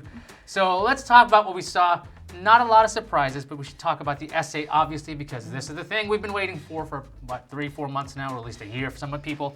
What did we see, Ben? I thought it was really pretty. I thought it was a very impressive looking device, and you know, they got rid of the home button, they got rid of the bezels. I think they sold that really, really well, and it does look like a different kind of phone. Well, the home button's there. It's just you gotta feel for it. They call it invisible. Yeah. Yeah. At the same time, there's been all this talk about phone fatigue and the fact that every phone looks basically the same. Is this really going to get people excited and get folks to start to feel like, okay, now I'm really ready to upgrade, I'm excited about this phone? Look, this thing has the potential to maybe do that. And I personally think at first blush, it looks really nice. I think it is visually quite stunning. I know we've seen it before, at least the rumors were true, all the leaks were true. Really tiny bezels on the top and bottom. I noticed I think the Samsung logo is missing from the front, like the S7 actually has the little Samsung word on it. Or you can't see it very clearly, if it's that's there, for sure. it's tiny. So I thought that was kind of a bold idea, actually, because when you see the front of this phone, you want to know what it is. But then again, I don't think anything else, this LG G6 looks a little bit like this, but no curved display. It seems really interesting as a design. I would probably say at the same time, I'm curious to see what exactly people are going to say about this phone. As far as like, after the iPhone 7 came out, there was a lot of like ho-hum about the fact that it looked the same as the iPhone from 2 years ago.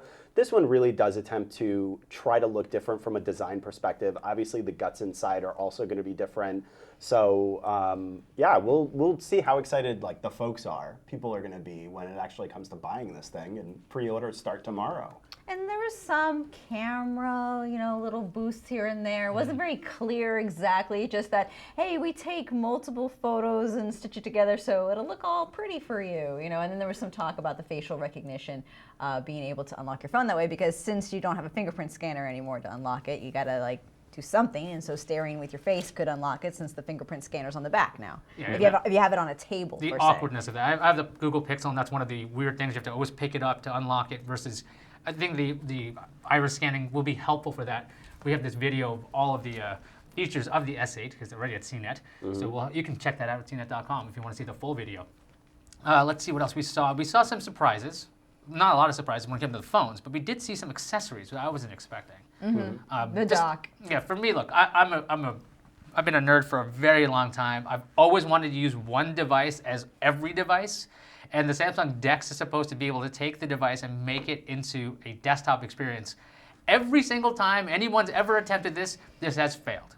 This has failed at least 3 or 4 times off the top of my head. So I don't have high hopes for this thing, but I believe I saw a leaked price around $160. You put it into a dock, and then you get this customized $160? You get this customized desktop experience, because Android obviously not optimized for the desktop. So that's a lot of heavy lifting. You can have multi-windows up. From what I was reading on CNET.com, the apps that are not optimized for DeX will still appear in a phone-shaped window, so they're not going to be exactly like a windowed experience you're used to. I really want this to work because I want one device for all, but I really doubt it's going to work. What did you guys think? Well, it's all about, the apps. So some Microsoft examples we saw were working, to a light degree, like being able to like do a few things. But like it's still, nothing's ever going to replace your desktop until your company programs that you need are going to be on there. And then I'm with you. Well, nice idea, but that's a lot of money for something that isn't fully baked yet. I think the software is definitely one component of it. The other issue is the processor. I think we're at least getting a little bit closer incrementally to the idea that your phone is actually going to have a strong enough CPU and GPU to be able to operate like a desktop. But at the same time, like, a lot of people buy desktops these days to do like really heavy lifting stuff like gaming or like heavy processing, video, stuff like that you can't really even do with like a laptop. So is a phone going to do that? I agree with you. I'm still a little skeptical, but maybe it'll get us a little step, like a tiny step closer to that. That's at least what I'm hoping. Yeah, no, I've seen Microsoft try this, and it hasn't really worked. I've seen it, actually, they tried it a couple of times. I know Motorola tried this with the Atrix. They had a laptop dock. That was an interesting idea. I'm kind of surprised this is in a desktop form factor, though, instead of it being a laptop, because that seems like the non-heavy lifting stuff, the phone apps you basically want on a little laptop, you can almost have a Chromebook-like experience, and you're not expecting tons of power. When you sit at a desk, you might really want a lot of power, so it might not work the greatest, but I think it's a really interesting first step, because I don't think Samsung's actually bothered to do this before. No, not at all. I mean, you've seen this attempt in the tablet world, and now, yeah, with phones, right? You know, I don't know. The excitement level on Bridget Carey is just through the roof. What were you excited for? Well, I'm hopeful that maybe it'll happen, but you know, I think your skepticism is well merited, though. You know, we've been sold this as consumers for a long time, and like I said, if it gets us a Remember little the bit closer. Motorola Atrix? Loved it. Yeah, In but theory. that was mobile with the laptop, like you said, not like a desktop. Yeah, but also you would keep the phone in the back, and if you moved, it would fall over. Like, it made no sense in design. That's a whole other aside. I've actually ranted about that before. Was there anything, Bridget, that you were excited for? Was it the orchid gray that was purple? Orchid. Thank you. Orchard. Not orchard. I'm thinking of like apple orchards.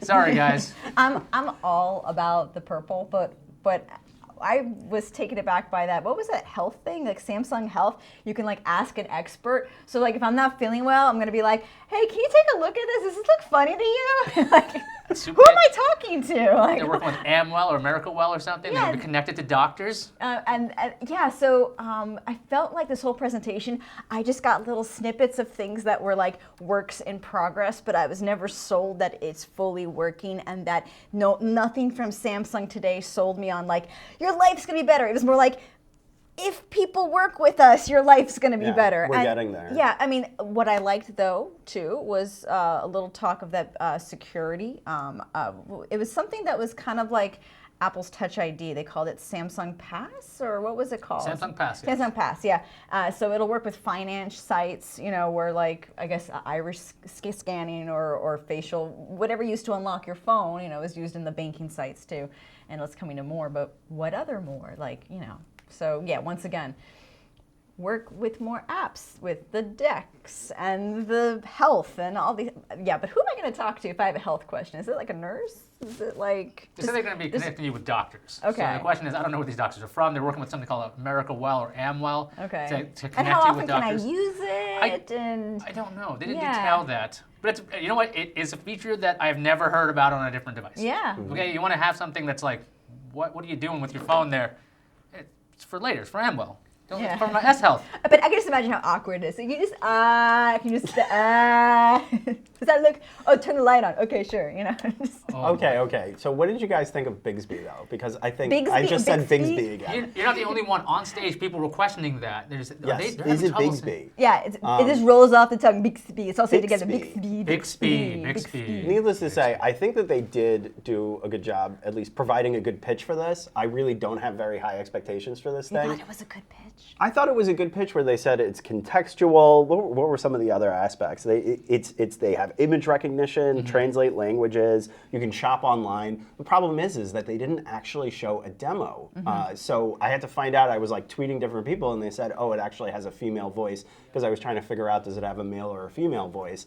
But I'm still curious to see what exactly this thing does, because they explained it, but they didn't demo it. Sorry, it shows their confidence in most tech events from Microsoft and Apple. You see a live demo at least, and they take the chance. And sometimes you wonder if it's really live, but they didn't even take any chance with Samsung. So yes, their presentation sounded good, and I don't want to sound always negative, but I am someone who, if I'm going to spend time watching your presentation, I would like to get something out of it. I'd like to see a demo. I'd like to understand how it's going to work. We didn't hear Bixby. We saw something that looked a lot like Google Cards. And even in some of the things you're seeing online now, because on CNET we have the first impressions up, you know, the impression is confusing because it's not all there. And it might not even come preloaded automatically on the phone. In one report, that it might have to be a download later. So you can tell this is something that isn't fully worked out yet. But the potential is there, and I do like the button on the side. I think that is smart because often, sometimes if you use a wake word, it can be kind of awkward. But I didn't even hear a demo of what the wake word is. It's like, hey Bixby, what's up Bixby? Bixby. I don't know. I didn't hear. I think it's just demo. Bixby, Just, right? just It's a like, weird enough name that Yeah. you know you don't have to say something like "Hey Siri" or "Okay Google." Well, I don't know. There's something to be said about two words, because if somebody's saying, or they're talking about the technology like us, and your phone starts getting activated constantly, because I know my Alexa devices, sorry anybody who has an Alexa device, because right now it's hearing me, and it's thinking, what are you saying? What does it mean? Alexa, order me like a pizza. Stop doing that. I know. Stop so it. having you just one ordered word, a pizza to somebody. Sorry guys, but send me the pizza. Anyway, if Bixby is the wake word, that's trouble. They have to have a two-word wake word, or it's going to be, or phrase that, otherwise it'll cause that kind of problem. That happens every time someone's watching CNET, one of my videos, and they're like, your video made my Xbox or my Alexa work. And Yeah. Stop saying it. Just spell it out, guys. Alexa. Never mind. Anyway, so the other question that I also had was, you know, the Note 7, obviously a major overhang over this. Do you think that Samsung did a good enough job of showing off, like, hey, we've got this thing in the rear view mirror. This is something that we're really very proud and excited about, and we're going to really re-engage customers, regain their trust. I don't know, Bridget, your face doesn't seem too excited Well, about no, I'm this. saying, talking about tone before we started in the pre-show, it just kicked right off with like birthing pains and like the birth of something new. Babies. Don't forget, it's a new start, a new life. Remember the future, you know. So yeah, it was definitely a tone of it's new. Ignore the past. And they mentioned challenges and safety and quality. Yeah, stuff like that. What They just were didn't some of the say Note keywords, 7. right? Note 7's a dirty word, but they said everything else. They did show their 8-point battery testing thing. I thought they did spend a significant amount of time trying to address that concern by saying, look, they said the word safety over and over again. They showed the 8-point testing, which they talked about back in January. So I think they did allay some fears, and they did spend a little time on it, considering this presentation was a little longer than we were expecting. But I think maybe it'll get some people to like forget about the old thing, because there's a lot of like, did it have the ooh and the ahs? Maybe the tone was so safe it didn't have any ooh and ahs because they were so afraid of something going wrong. They were so afraid of everyone having a magnifying glass to everything they were going to do. Like everyone was going to be a critic and looking for something to go wrong, especially after Note 7. That they had no demos that were live and nothing to excite you because heaven forbid if something went wrong, they would never live that down either. Right. Although there was a little bit of a screen glitch we saw at the end, you know, kind of cut away. But other there, than but that, was it was a very safe event. It was very, you know, by the numbers type of thing. Here's our stuff. There was absolutely no attempt to try to do something really wildly different. And granted, when they did try to do that in 2013, it really did not work well. If you're not wildly different, then are you going to wait for another phone like the Google Pixel next one, or are you going to like actually go out and get it? I guess it depends if you're a Samsung fan. Well, or not. I mean, the thing is, the phone. We say like that didn't do anything wildly different. The phone doesn't look like any other phone out there. I don't. Yeah. Okay, there's a lot of. I meant the presentation. Yeah, the presentation itself is a little dull because. Honestly, they could have probably gone all out if they wanted to, if they weren't hampered from the past experience. Because yes, a Bixby demo would have been awesome. If they did a live demo with the bicycle, like they were showing in that video, that'd be really cool. That you can shop. But they said, as long as it works with our partners, they didn't say who their partners were with this image recognition shopping collaboration thing. Yeah, and how do you know who's a partner? Like, you take a picture of a bike and they can sell you the bike. That was it. That was kind of. I like the idea. Why would I? And Amazon why would did anyone that before. want? Yeah, but why would anyone want to do that? If I'm in your store, do I want you to now take your business to Amazon and buy it online? Well, that's called showrooming, right? I know, I'm saying, but it turns things into showrooming. If you have to be there in person to scan it, unless you're at a friend's house and you know that the product's gonna work. You know what's weird? They'll ask me, see online a lot, where'd you get that T-shirt? And I'm like, I don't know where I got this T-shirt. I have no idea. Not this shirt because it's not a T-shirt. But anyway, I can't do a recognition search. Somebody can hold up Bixby like, oh, that's on Amazon, that adamantium T-shirt. It's like, okay, great.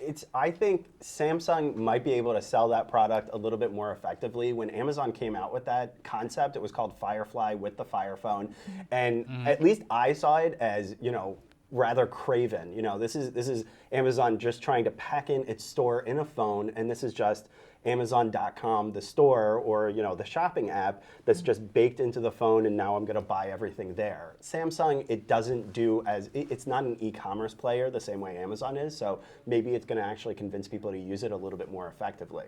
Let's talk a little bit about the Gear 360 and the new router called the Connect Home. What did you guys think about the camera? Because they gave one out to everyone that was seated there, and everyone held it up like, I don't know, lighters at a concert.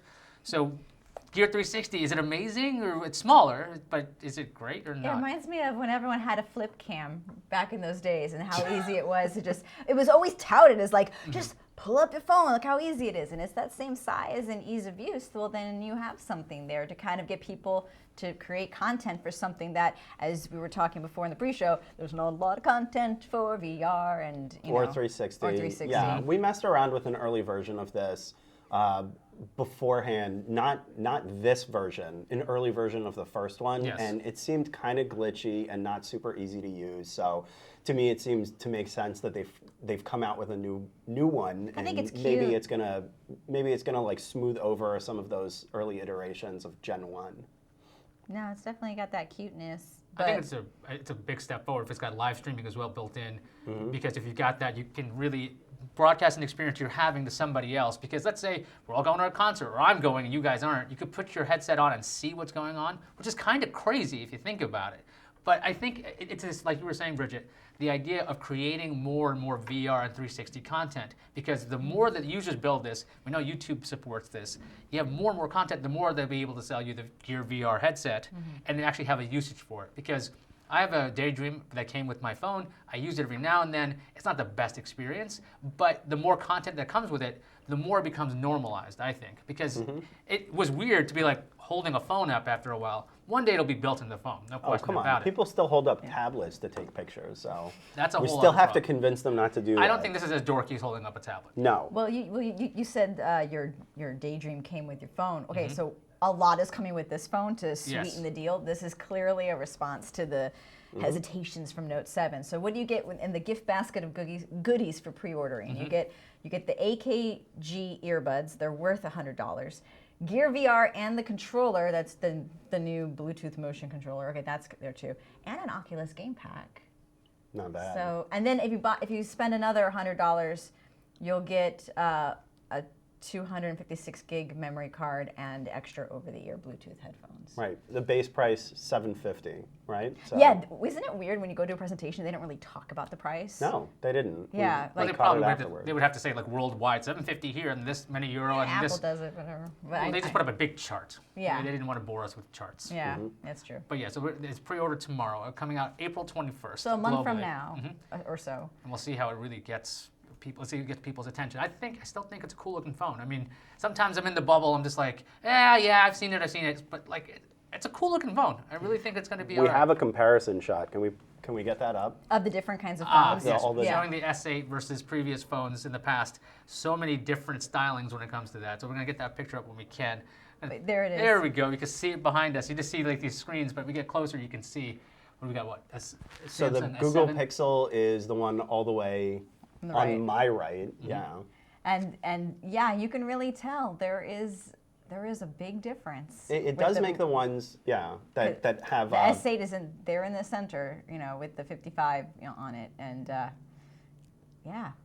And it's not much larger than other phones. It's smaller than the Pixel XL, and you've got a lot more screen. Okay, you've got a ton of screen, and you're holding the same size device, which is pretty impressive. Yeah, it's pretty. I really care about how that invisible button will feel like, because there are times on the iPhone I get really annoyed with that haptic feedback, where you can't really press something, and it depends on how much you're pressing on the screen. Pressure sensitivity can be an irking factor for a lot of people if you don't get it right. We didn't talk about the router, by the way, real quick. The Samsung The Connect. router? Yeah, there's a router that works. Basically, it's like their Google Home, it's their Google router, essentially, because it's a mesh machine, and it's supposed to be helping with all of your Internet of Things devices. Because that's their main goal, though, right? Like we didn't see a lot of Bixby, but he even said, like, the main, mission is to have you work with, all your Internet of Things. More Samsung devices can talk with it. Gosh, I just would love to see a couple examples. Examples would be nice. We're getting there. And or what the example was, if you bought our really big, expensive fridge that we have, you could totally see what's inside it. I'm like, I could do that already with an app. But, I mean, are we? Yeah. I can keep going. But. I like the future where you can do this kind of stuff. I do too. I want to be able to start chores and check on things when I'm in transit and, multitask. And this is that step. This is the first step to that. And they're just kind of, laying things out with the router and whatnot.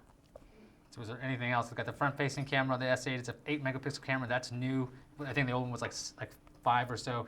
Bixby's in the camera. We nailed pretty much absolutely everything, well, I think. I got a couple questions on Twitter. What do you got? Did not hear anything about previous Note 7 users who are stuck with Samsung being hooked up with a major discount on the 8. I guess they just didn't want to even talk about it.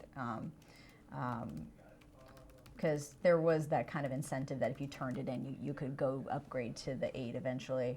The Note 8? No, well, the S8. The S8. Yeah. Do you think this is more impressive than the iPhone 8, says George Louis Diaz? Well, we don't know. We don't know what it is. You got to go off rumors, so. But at least from a design perspective, it does look more impressive. I mean, like from the comparison shot we saw, that like the Google Pixel is a fairly new phone, and this S8 makes the Google Pixel look already a little bit outdated because the bezels are just so obvious. I mean, like, granted, the bezels in that shot were white, not black, but at the same time, you really do get the impression that this is the direction that a lot of phone makers are going to go in. And my feel is that Samsung did a really good job making it look really nice. Now it has to work. Now people have to want it, and they have to get the software right. So, but at least the first steps seem to be there. Rad Dockery says, is that deck included in the phone, or is it going to cost extra? No, we talked about it's extra. Yeah, it's not included. But he did think it was a great feature for mobile professionals. So mobile professional is a thing now. We'll see if it is. So do you think it'll be a hit? Ben, you're on the hot seat. I mean, the S phones are always a hit. That's like that's the majority of the Samsung mobile phones. Like, this has to be a hit or else Samsung is finished. So yes, it will be a hit. Doomsayer there, how about you? Yeah, it's going to be a hit, and it's going to hit really hard when you drop it on the concrete and it breaks everywhere because it's all glass. But I think it's still going to be a hit because everyone loves their screens. And there's more screens. I'm usually not the most optimistic person, like, in a room, but here we go. I think it's going to be great. I think it's going to be fun. Yeah. I think that's going to wrap it up for us. We'll have all the information about everything Samsung covered at CNET.com. Thanks for joining us on this live stream. See you guys.